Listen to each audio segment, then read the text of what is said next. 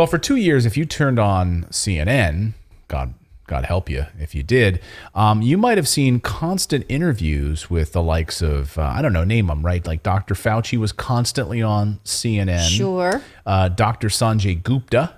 Yes. Who Joe Rogan raked over the coals for the lies that CNN was telling. He launched a separate podcast just to break down the weekly news about coronavirus. Dr. Leana Wen. You might have seen her all over CNN, Dr. Leana Wen. All of them pushed draconian positions on COVID, particularly masks. Masks and mask mandates, especially on children. Well, not surprisingly, they've pretty much all changed their tune in some way. But the latest to change her tune and do a 180-degree turn is CNN medical analyst Dr. Leana Wen. Was one of the strongest continual advocates for masks and masks in schools. And, by the way, universal masking.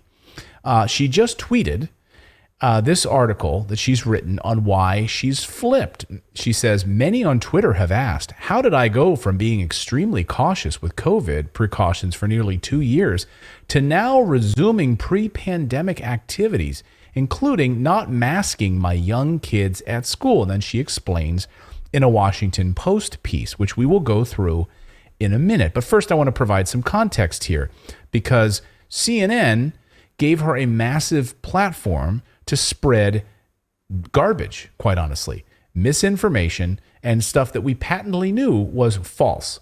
In fact, she went so far as to say the cloth masks weren't good enough for kids. That was one of her big things. Don't use those cloth masks.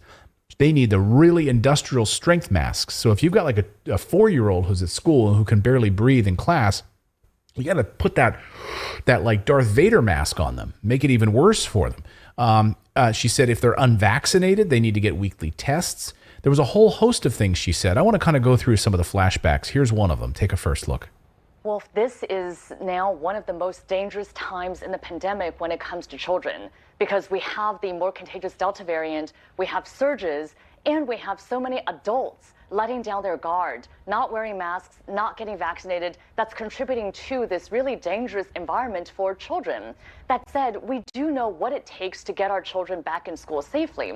We also know that it requires layers. And so when we remove a layer, for example, we remove the layer of distancing because we can't get kids back in school in person full time if we still keep 6 feet distancing. But if we remove that layer, then indoor masking becomes even more important. Universal masking, as Andy mentioned, type of mask also matters. Ideally, KN95 or N95 if the child is able to tolerate that. If not, at least a 3-ply surgical mask. Cloth masks are not enough. Improved ventilation, vaccination for the teachers and staff and parents, and very importantly, testing as well. We should at least be having weekly testing for all the unvaccinated children and staff. Putting all that together is how we can get kids back in school.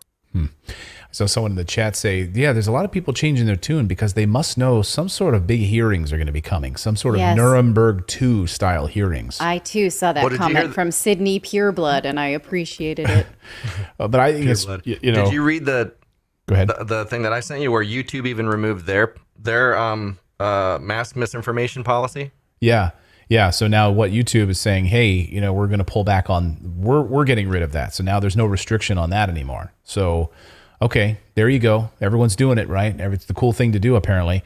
You know, what's amazing, though, CNN even promoted her book that she wrote about this. Like they were, you know, every time they had her on there, they were promoting her book about COVID and COVID restrictions and lifestyle and all of these things that we needed to be aware of. She then took it even further by pushing for universal masks, universally, all the time, and vaccine passports. Watch.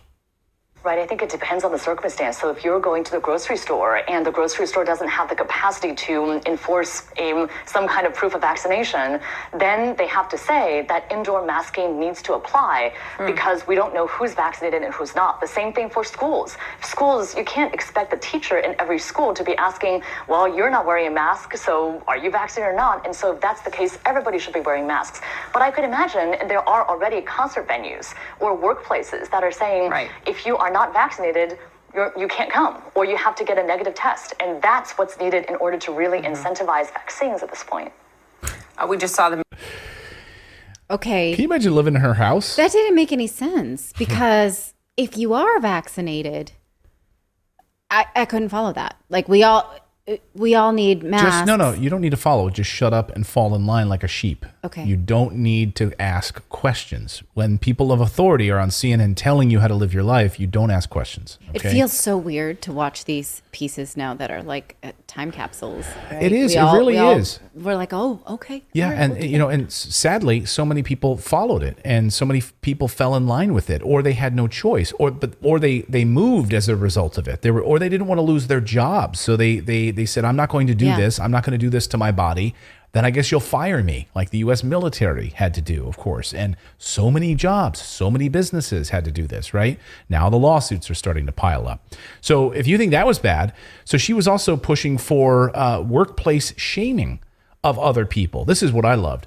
She was pushing for, hey, we really got to call out these punks who are not getting vaccinated. Make sure we really kind of shame them publicly at the workplace. Watch.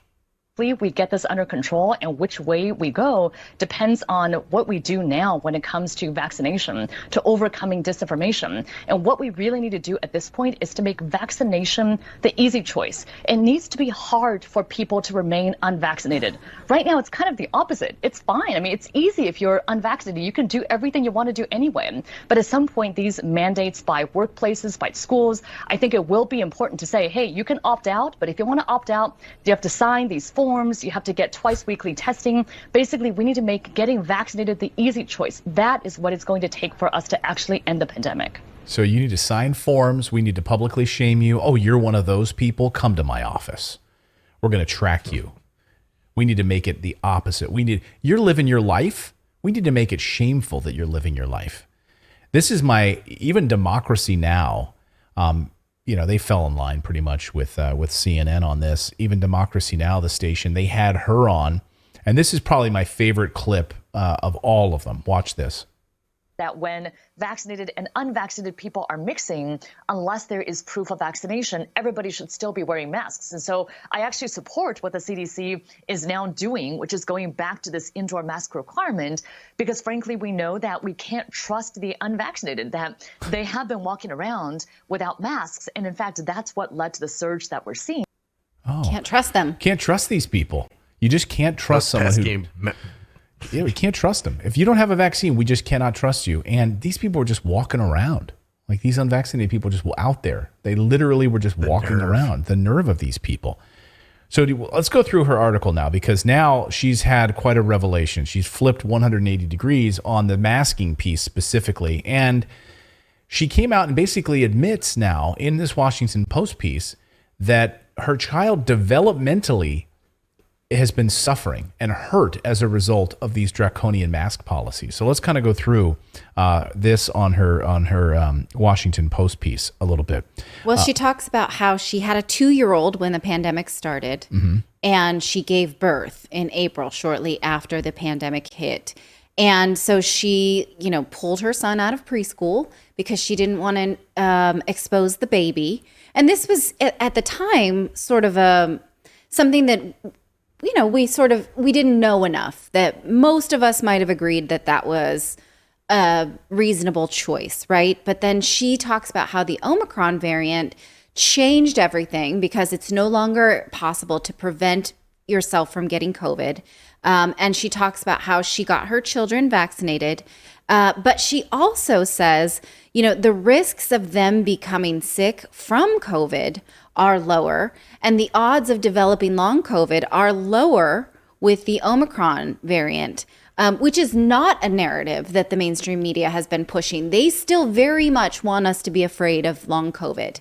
We regularly get fear-invoking headlines like long COVID, even from Omicron, will, make you impotent or whatever, give you... Well, and like that news story where the kids are going to make kids that are, kindergarten or whatever, they have to wear the mask like the first 10 days or something, but the little kids have to wear them the whole school year. Yes. Like stuff like that. Yeah.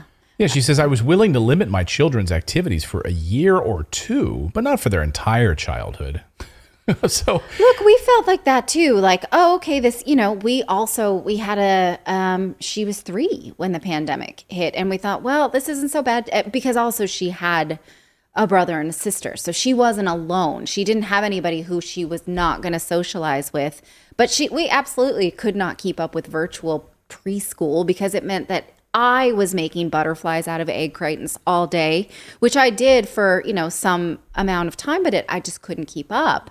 While also having a full-time job. So this, I understand it like for a little bit, but then you have to also realize that these are their most formative years. So the older children could do okay with a laptop, right? The babies could not. So this is a severe calculation. It's not just like, oh, it's all right, they get no preschool. We know that preschool is formative time and crucial to academic success. So these are big calculations, not just like, it's all right for a little bit. she says, as most Americans, COVID in our family will almost certainly be mild. And like most Americans, we made the decision that following precautions strict enough to prevent the highly contagious BA.5 will be very challenging. So she says, my kids are going to get COVID this year, probably in school, just like they would contract the flu or any other respiratory virus. She says, here's the nugget, though, that I want to call out. Masking has harmed our son's language development, and limiting both the kids' extracurriculars and social interactions would negatively affect their childhood and hinder my and my husband's ability to work. So it has harmed language development. That's very relatable of you to say now. Now, right? So we knew, and by the way, we were hearing, even at the time, so a lot of those clips I showed you were very recent. Like, these are not like years ago clips. These are recent where we already had the data. We already had data from speech pathologists and speech therapists seeing tremendous surge in developmental problems from speech from children. So yes, it has harmed children tremendously, and it set them back for social interaction and extracurriculars, and where kids feel like it's their fault somehow, that if they have this virus, that it's their fault. Yeah. That these other kids had to go home from school, even though they don't have the virus, they have to go home from school now because they've got the scarlet letter, and so they're sent home, and everyone's sent home. Or as Miles, our son, called it, because when we got COVID for the first time, the rules were still that if someone in the classroom got it, the whole bubble was sent home, and so for 2 weeks, so he was the reason that his whole 6th grade had to go home and go virtual for 2 weeks. And he felt awful. And he said, I feel like I have the cheese touch, which is from Diary of a Wimpy Kid. Oh, yeah. Where, and he's like, oh, it was me. He felt terrible. And it was so sad. We never did that with chicken pox. We never did that with the flu. We haven't done that with colds. We haven't done that with anything else. And by the way, and the thing that pisses me off more than anything else is that we knew this. We knew it, and they were hiding it from us. That's the troubling thing. And these doctors who got these massive platforms on CNN to spin this shit on a constant basis, to sell books on the backs of it. I mean, look at Andrew Cuomo, for crying out loud, in New York, writing a book on leadership during COVID and during when people, literally, he's lying about data and numbers and people dying in nursing homes. Just the mendacity of all of this just really, really bothers me. And she says, look, some people are going to still protect and take their families and do all of this, and that's fine. There's no one size fits all answer. So again, I don't want to stigmatize other parents and caregivers for the difficult choices they must make. Oh, you don't now want to stigmatize people. But shouldn't she be comfortable saying it's okay to take it off when she was so comfortable telling us we absolutely had to wear it, right? Right, but she was telling us, she was trying to shame people. These people that are walking around unvaccinated. But she won't shame people who will wear the mask. Right. I don't want to stigmatize you. I don't want to stigmatize you. Now that we know these, now that the other shoe is about to drop. Now that I'm just one of those people walking around. Right. Yeah. And I see still people. I wonder if she trusts herself now. That's a good question. Yeah, I don't know.